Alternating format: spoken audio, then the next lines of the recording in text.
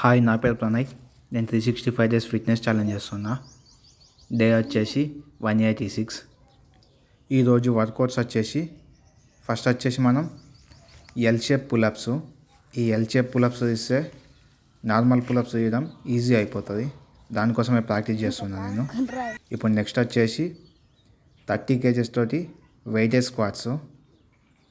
ఈ weightage squats వచ్చేసి legs strength కోసం చేస్తున్నా అండ్ స్టెబిలిటీ కోసం కూడా.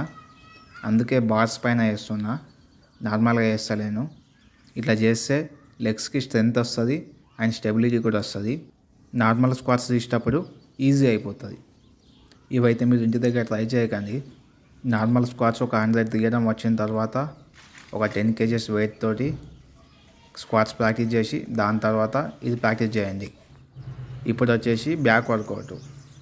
ఇది వచ్చేసి ఒక్క సెట్కి 10 reps, మినిమం 5 sets చేయాలి.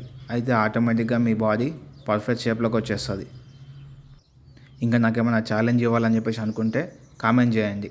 ప్రతి ఒక్కరు కామెంట్ చూస్తా, ప్రతి ఒక్కరికి రిప్లై ఇస్తా, ప్రతి ఒక్కరి ఛాలెంజ్ యాక్సెప్ట్ చేస్తా.